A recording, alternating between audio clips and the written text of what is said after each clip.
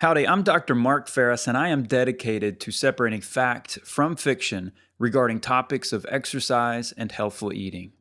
I have come across a proposition that being obese actually has a protective effect in diabetics. But is this fact or fiction?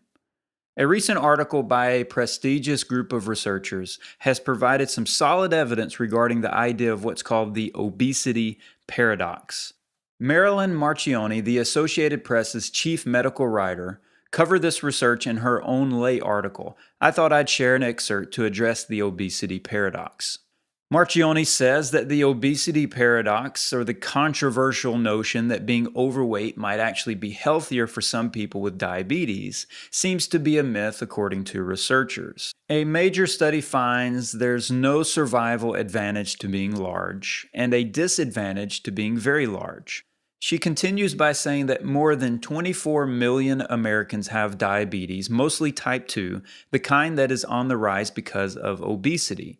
About 2/3 of the U.S. adults are overweight, including 1/3 who are obese.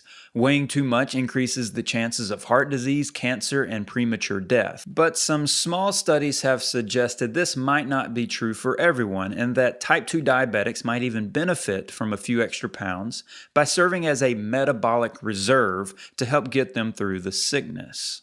Marchioni says the new research, which looked at deaths according to how much people weighed when they were diagnosed with diabetes, dispels that idea. Quote, "We did not see this protective effect at all," said one study leader, Deidre Tobias, of the Harvard School of Public Health. The lowest risk was seen in the normal weight category.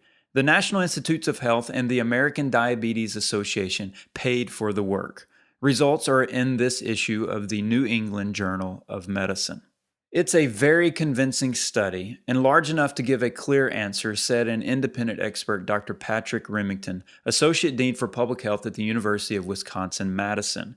The lowest risk was among those in the normal range. For the rest, researchers saw a J-shaped curve. Deaths trended higher at both extremes. Being just a little overweight did not substantially raise the risk of death, but the trend was in that direction.